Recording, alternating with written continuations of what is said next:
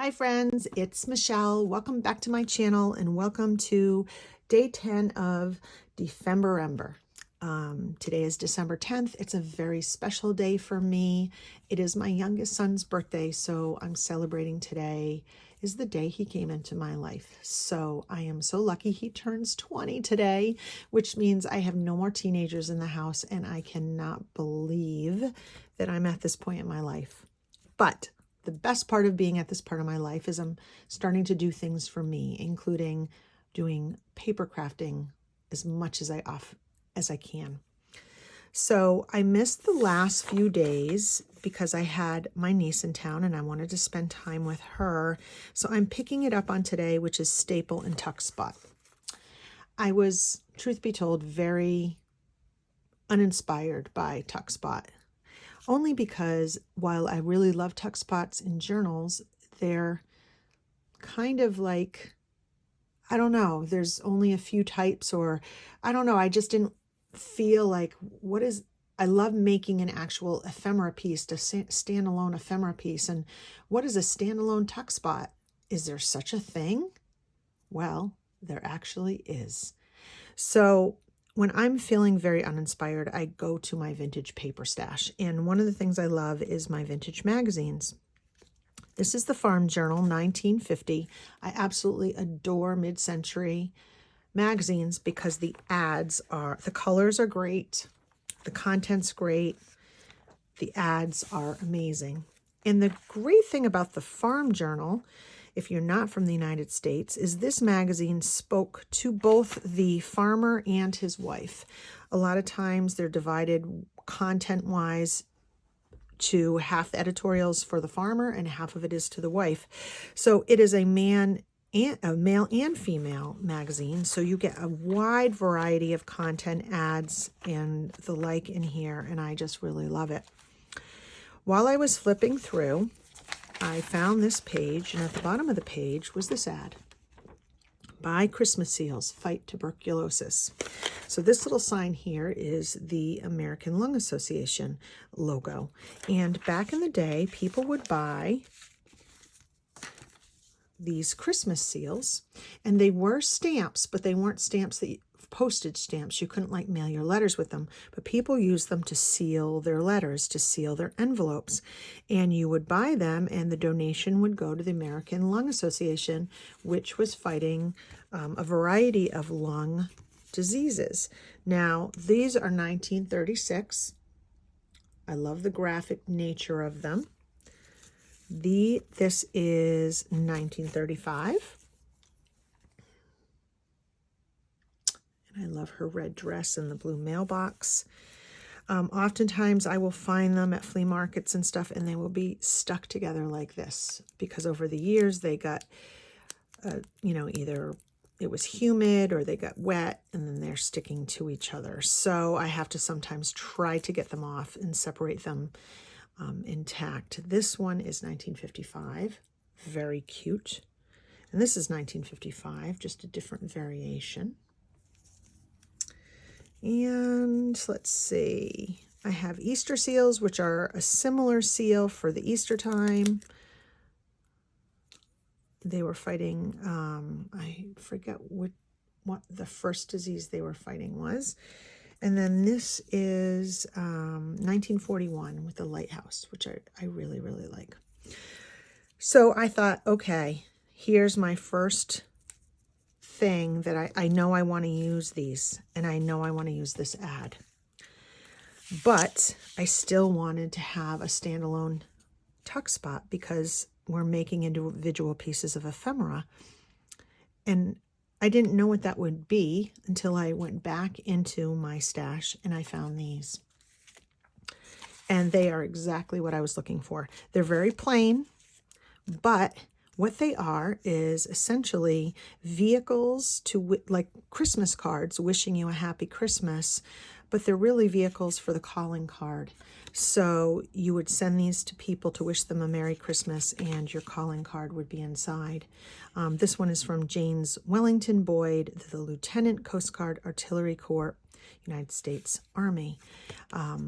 This one doesn't have its calling card inside, but I still love it and I think it's really cute. And what I really love about it is it's not a pocket. It actually is a tuck spot, and the construction of it is super, super easy. So I thought, why not make some standalone tuck spots? And one of them, I'm going to use the stamps. So let's get started. So I'm going to use this blue, and truth be told, I cut it and it went awry. Why? Because I tried to measure it and I'm not a good measurer. I'm better off just marking it based on the original.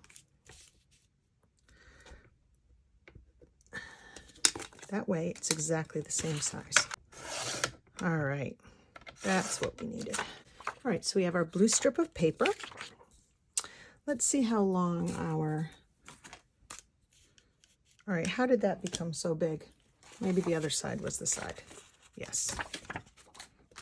Okay, so we know it's this long, and then this flap is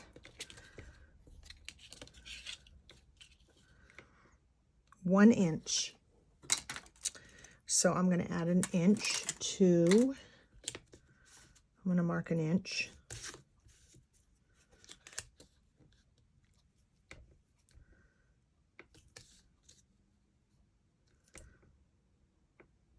Just like that. So as soon as I cut this, I will give you the exact measurements. And I'll write it down right up here. So this is 8 1/4 inches long by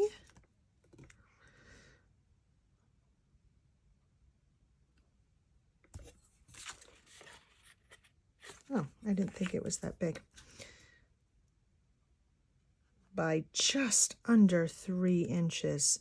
So you could call it 3 just to make it easier, because it really is just shy of that. And then you want to measure an inch in.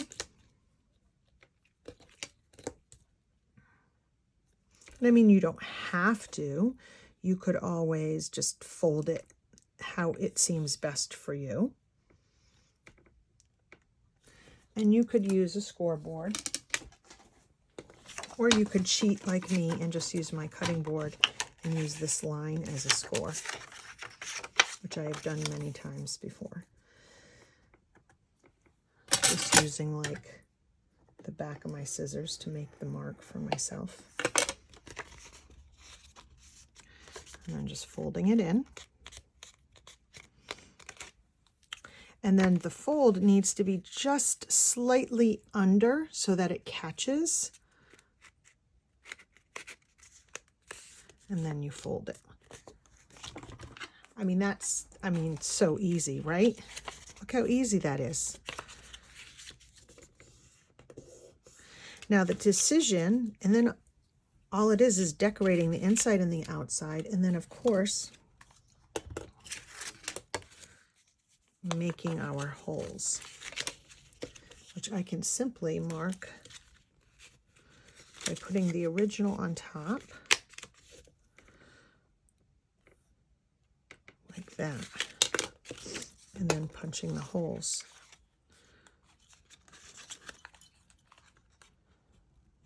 And of course, you could put the holes wherever you want. You could put them farther apart. You can put them closer together. Doesn't really matter, does it? I think my two samples actually are different. This one has them very close together, and this one has them very close, far apart. So it doesn't really matter. And then you would be tying a piece of ribbon. In this case, because I'm using the girl with the blue dress, I'm going to use a red baker's twine because I think that will offset the red very nicely.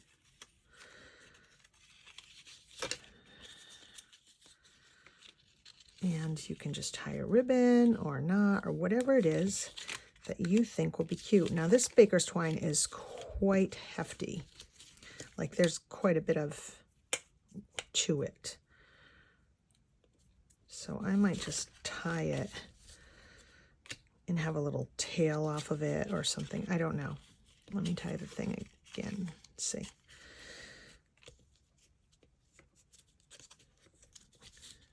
So from this point forward, I'm going to speed up the video and do a voiceover because this takes a really long time and I just want to make this video a little bit more concise, and I don't think it's necessary to see all my steps. I'm cutting out the ad, and I cut out the bottom that says fight tuberculosis because I don't really want that on my Christmas piece. I know why they make the stamps, and I like the vintage image, but I'm just not going to put that in there. And now I have to decide how I'm going to handle decorating the outside. Originally, I thought I'd put the ad on, but then I didn't really like that black on the outside. So I'm just using some of my favorite old paper that I have from 1903, and I'm just ripping it and making a little collage with one of the stamps or the seals. And as you can see, I took out my little label box. It's one of the digital kits from Tracy Fox. It's all little labels. And I picked out a red label, which I thought brought out the red in her dress and in the baker's twine. And I'm just inking the edge to give it a little bit more definition. And I'm going to glue that on the front of our little Tuckspot. I don't know what we want to call this little Tuckspot flippy thing. I'm trimming the edges off of the label, and I will ink that a little bit too, just to make sure everything has that same vintage feel to it. And I'll stick that on the front with the seal. The seal has its own gumming, but I don't ever trust old gumming, and I really don't want to lick that. Thank you very much. So now we're going to add to it. I have these like confetti pieces that are snowflakes that I thought might look really nice. And I'm also knowing that I need to put a staple on here and as part of the prompt. So I'm thinking that I'm going to staple these on and give it that little, I don't know, a little bit of a industrial feel. I don't know if that's the right word, but if you're putting a staple on, and this is a vintage stapler I have with vintage staples, not that anybody in the world would ever know that's a vintage staple, but I'm just putting that on as one of the elements required in our prompt. Would I have normally done that? Probably not, but I'm a rule follower, and I'm not about to break the prompt rule. So anyway, I'm going to just ink up those little guys a little bit so they're not just so glaringly white. So the vibe of this continues to be vintage. So now I'm going to take out my gilding wax, and I'm going to go around the edges of this, and I just feel like it needs a little, I don't want to ink it. I feel like it already has a little bit of a grungy feel to it. Because this is Christmassy, I think, we always need a little bit of glitter. So I'm putting the gold gilding wax all around the edge. I feel like that really gives it a little bit more of a festive feel. And now I have to think about how I'm going to do the inside. So I decide what I want to do is just make a sort of background of, I want to use that vintage paper, but I don't want it to be boring and just lay down the piece of paper. So I take a glue stick and I glue the entire surface, and I just start ripping and haphazardly putting them in all different directions. Because what I really want to do is make sort of like a decoupage background that looks like text, but is a little bit more interesting and varying than if I just laid down a straight piece of paper. So you're going to see me adding some of my glue stick here and putting all these little pieces of paper on. And keep in mind, when you do something like this, it's very hard to get all the little tiny edges to lay flat and everything to be glued in place. Obviously I'm trimming off everything that goes over the edge. But I know that even though it looks like it's flat, all these pieces, those little edges can catch. So I'm going to take my art glitter glue and just kind of tack down any of the little edges that are sticking up. And then what I want to do is I want to come in with, and right here, you can see I'm just fixing, like there's a little bit of a dead space there. And I'm going to come in with Mod Podge now, just a little bit, and I'm going to rub a layer of Mod Podge along the whole top of that decoupaged background, because what I basically want to do is make sure that all of those individual little pieces of paper are all glued down. And now I'm going to show you, I totally cheated. I didn't feel like scanning this. I don't know, it reeked of effort. So I just threw the two of them on my copy machine, my printer, and made a copy so I could take the sentiment. Totally lazy girl, but what can I say? I've had limited time, and that was just quickest thing for me to do. So now I thought it was going to go on the front, and I think a sentiment would look cute on front, but this is way too big. I'm trying to decide what am I really going to do with that sentiment. So I'm thinking I'll put it down on the background here, but the background is really kind of busy and very, very strong. So I'm taking a little bit of gesso, and I'm just lightly trying to blend it in so that I can take down how strong the type is. I still like that background, but I don't want it to be the forefront. I don't want it to be overpowering. So I'm thinking if I just take a little bit of gesso and really work it into the background, it's going to just sort of like fade it, make it a little bit more faded. And if I put that sentiment on, it'll look better. And now I'm thinking adding gilding wax to it as well will bring out the texture of the edges of all those little tiny pieces of decoupage. And I'm really, really trying to make this background really feel cohesive. So now I'm going to try to figure out what I'm going to put on the background. I play around with the sentiment.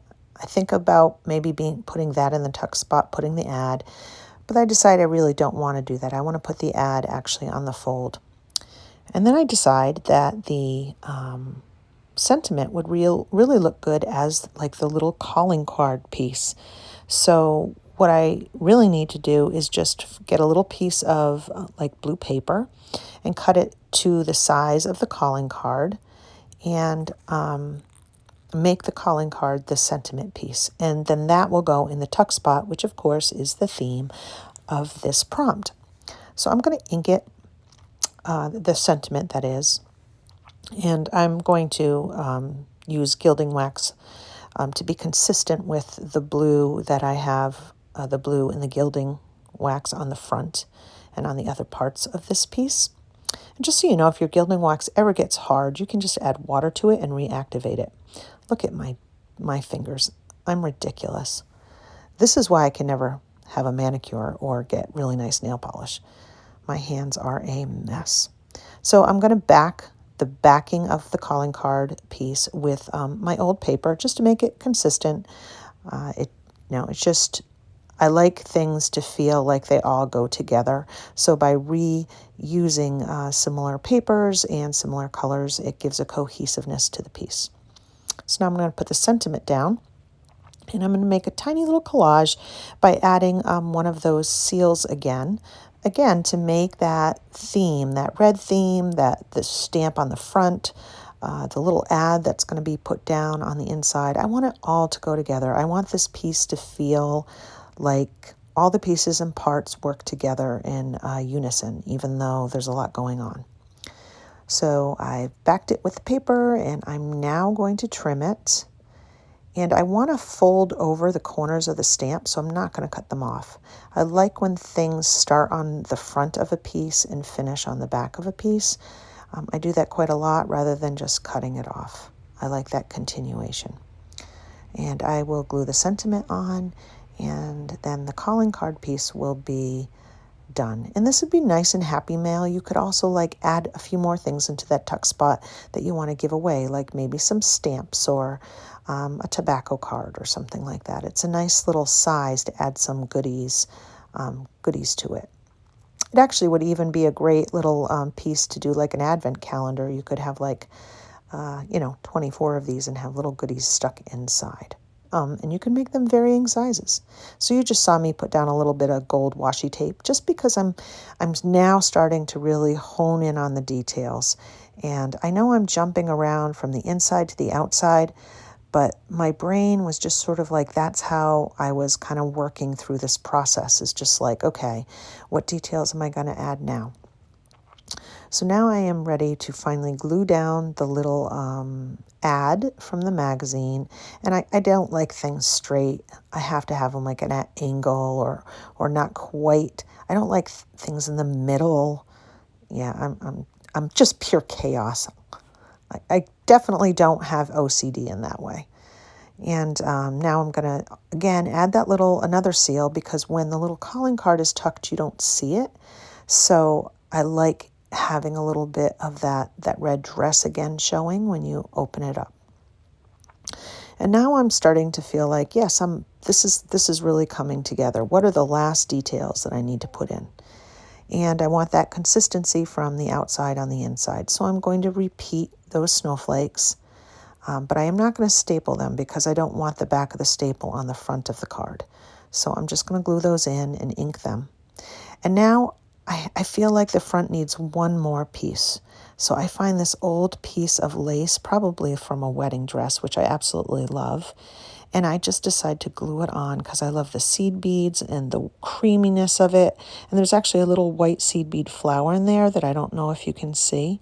And I just think it'll make the front special because we've repeated so many of the elements inside. I want the outside to really stand out. And now it's just a matter of those final little touches, trimming the baker's twine. And here it is. This was my inspiration. This very simple Christmas greeting with a calling card. And I've made my version, which is a little bit more decorative, but I love that it's a standalone piece of ephemera that features a lot of vintage pieces, and I'm quite happy with it. And I think it is a great design for a lot of other pieces. So that is my prompt. It is the Tuckspot with a staple. Thanks so much, guys, for watching. I hope you enjoyed it, and if you were inspired by this, please like and subscribe. It really, really helps my channel. I will see you soon. Bye.